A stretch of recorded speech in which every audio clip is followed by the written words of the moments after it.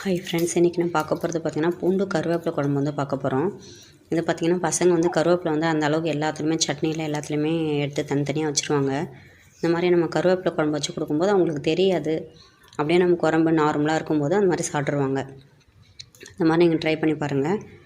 ஒரு ஸ்பூன் மிளகு, ஒரு ஸ்பூன் ஜீரகம், இதை ஃபஸ்ட்டு வானலில் பார்த்திங்கன்னா நல்லா ஃப்ரை பண்ணி தனியாக எடுத்து வச்சுப்பேன். அதே மாதிரி கருவேப்பிலை பார்த்திங்கன்னா கருவேப்பிலை வந்து 10 ரூபாய்க்கு வாங்கிட்டு வந்து நான் அதை ஃபுல்லாக கழுவி வாஷ் பண்ணி எடுத்து உருவி வச்சுருக்கேன் பாருங்கள். இதை வந்து அதே வானலில் நல்லா வதக்கி எடுத்துக்கோங்க.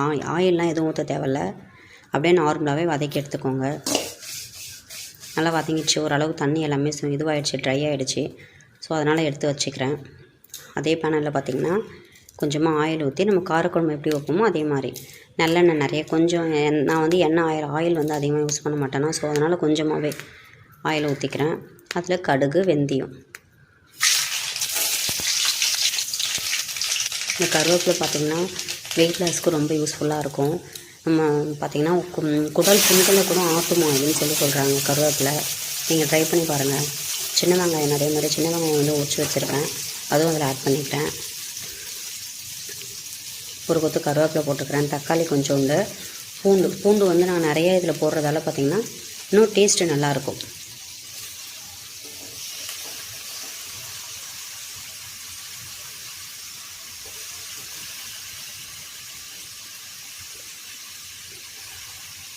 கருவேப்பிலை இந்த மாதிரி பசங்களுக்கு சமைச்சு கொடுங்க. அவங்க விரும்பி குழம்பு மாதிரி வச்சு கொடுங்க. அவங்க இட்லிக்கோ தோசைக்கோ எப்படியாச்சும் அவங்களுக்குள்ளே இதை அனுப்பிடுவோம். பூண்டு நிறைய நான் ஆட் பண்ணியிருக்கேன். டேஸ்ட்டு நல்லாயிருக்கும். நீங்களும் ட்ரை பண்ணி பாருங்கள்.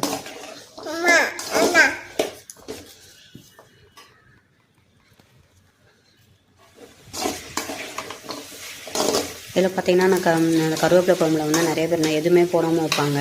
நான் உருளைக்கிழங்கு, கத்திரிக்காய் இது எல்லாத்தையுமே நான் போட்டு வைப்பேன். இன்னுமே உருளைக்கிழங்கு வந்து பசங்க வந்து காரக்குழம்பாக கொடுக்கும்போது பார்த்திங்கன்னா வாயில் வந்து எதுவுமே ஆகப்படாது, சாப்பிட்றதுக்கு வந்து கஷ்டப்படுவாங்க. அதுவே கொஞ்சம் பொட்டேட்டோ வந்து கொஞ்சம் இருந்துச்சுன்னா அந்த பொட்டேட்டோட டேஸ்ட் வந்து இருக்கும். அவங்க வாயில் சாப்பிடும்போது இது பொட்டேட்டோ காரக்குழம்பு மாதிரி தான் இருக்குதுன்னு சொல்லிட்டு அவங்க விரும்பி சாப்பிடுவாங்க. ஸோ நீங்கள் பொட்டேட்டோவும் கத்திரிக்காய் இருந்துச்சுன்னா கூட நீங்கள் ஆட் பண்ணுங்கள். நல்லாவே வதங்கிடுச்சு. நான் இந்த கருவேப்பிலை, மிளகு, ஜீரகம் அரைச்சி வச்சுருக்கேன்ல, அதை வந்து நான் இதில் ஆட் பண்ணிக்கிறேன்.